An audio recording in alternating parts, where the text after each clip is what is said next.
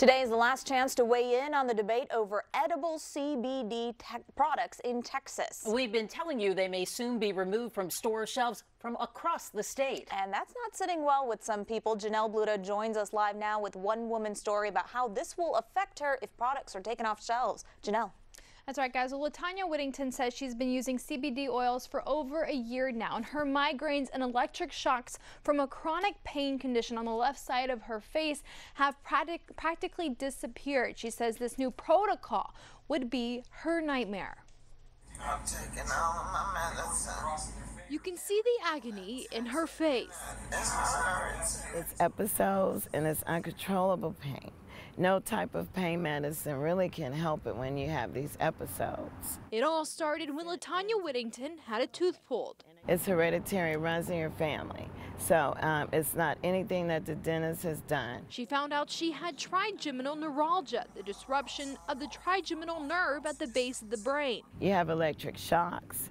You are sensitive to light, chewing, brushing your teeth. She also found out there's really no cure, just pills. A jaw pain medicine, a muscle relaxer, this, that, and that, this, and this, and that. And the only real relief she says she's found lies inside this little bottle of CBD oil. It's a miracle for me, and it helps me function. But what's easily stocked on the shelves of many smoke shops may soon be taken away. It's a possible protocol by the Department of State Health Services to regulate food products that may contain what they call harmful amounts of CBD.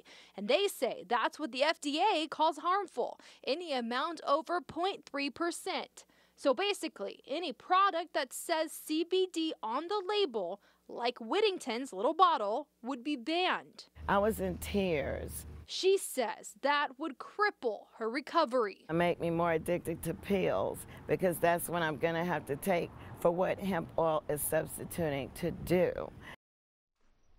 Well, today is the last day the state is allowing public comment on the protocol. After today, the commissioner will review the comments and decide if and when the protocol will take effect. Mia? All right, Janelle Bluta, thanks so much. So what is your take on this? Should Texas yank edible CBD products from store shelves? You can weigh in by going to KHOU.com/vote now. And of course, we'll keep you updated on what the Department of State Health Services decides regarding CBD products. Check for updates on air and online at KHOU.com.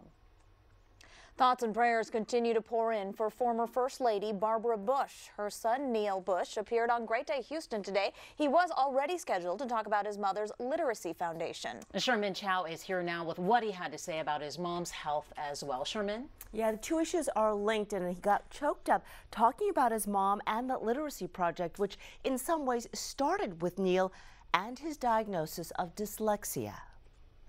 When I was a kid, you know, she would read to me and my siblings. As a mother of 6, Barbara Bush tackled a lot, including Neil's reading disability. This was before dyslexia was widely known. My mother struggled with me. Some worried he would not finish high school. He has a master's degree. And today, Neil reads to his parents. Mom is 92, Dad is 93. As my mom has become more and more frail, she's not able to walk anymore and take her dogs out and that kind of thing. We have quality time. Recently, we've been reading books about Dad's foreign policy and most recently, Mom's memoir. To read the story of their amazing life together has been a remarkable blessing for me personally as a son. Barbara met her future husband when she was just 16. They married 2 years later, and after World War II, struck out to make their fortune in Texas. The following decades would take them from Congress to the United Nations to the CIA to China and ultimately the White House. Mom has said that she's been on the most amazing adventure with married to George Bush for 73 years. Yeah. They've been married. So the former First Lady's grit and stamina back in play. She's throwing down a challenge to her husband, the 41st President of the United States. She's vowed to live at least one day longer than Dad. So we shall see. She is, of course, wife to one president, mother to another president, and mother to a governor. A remarkable family, a remarkable woman in so many ways. And a grandmother for a nation for so many people here. That's right. Everyone's grandma. Thanks so much, Sherman. You bet.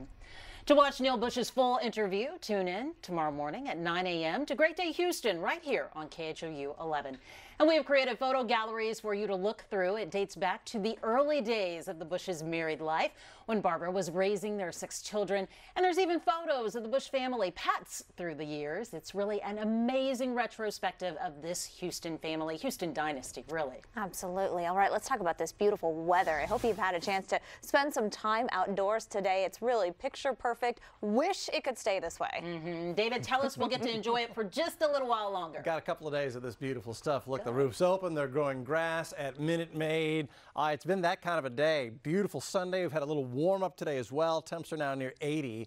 It's going to make this evening very comfortable. Are you heading out, your walk, or out to dinner? 75 by 7 o'clock, 70 at 9 o'clock, 67 at 11 o'clock, getting comfortably cool as the stars come out tonight under clear skies. But here's what I'm tracking. We're nice through midweek.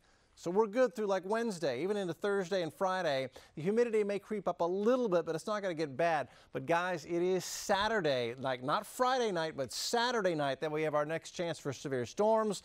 We'll time it and I'll outline the risks for you so you can plan your weekend that lies ahead coming up in a few minutes. All right, we'll see you then. Thank you, Dave. A killer who made national headlines back in 2002 is back in the news tonight. Clara Harris, remember that name? Well, she is set to be released from prison on May 11th. That is 15 years after running over her cheating husband. Our Marcelino Benito spoke to Harris's former attorney. He is live downtown with more on what happens next. Marcelino. Reka, back in 2004, Clara Harris was found guilty here at the criminal courthouse. Now, in just a few weeks, she is set to walk right out of prison. She will be released on parole. Now, you'll remember, back in 2004, she was sentenced to 20 years behind bars, 20 years in prison. We all remember this high-profile case. It all happened back in July of 2002 when she ran over her husband, David Harris, in the parking lot of the Hilton in Nassau Bay after she found him with his mistress. Harris has been behind bars now for 15 years. That will all come to an end on May 11th after she was granted parole.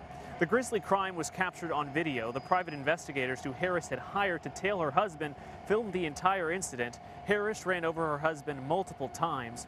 Her stepdaughter was with her in the car at the time, and ultimately she testified against Harris in the trial. Today, the man who defended her in that highly publicized trial says this decision was long overdue. I'm glad she's out. I wish that she had been out sooner.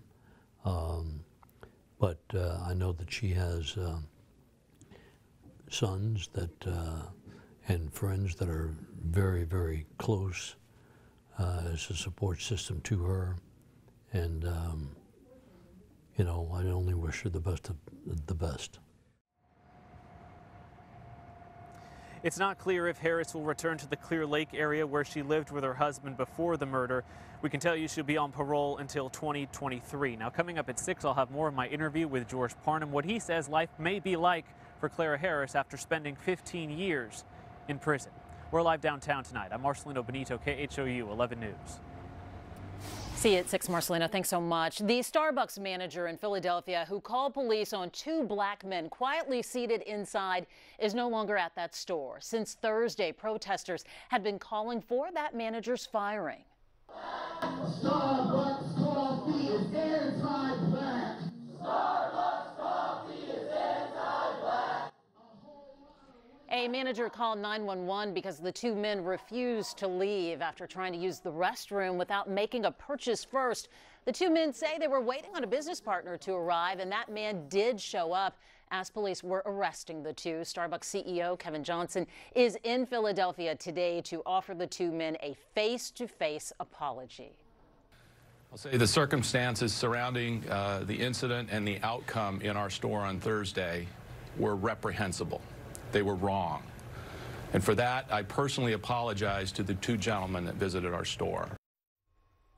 Philadelphia police defended the actions of the officers, saying there was legal standing to make an arrest. However, the 2 men were released after Starbucks decided not to press charges.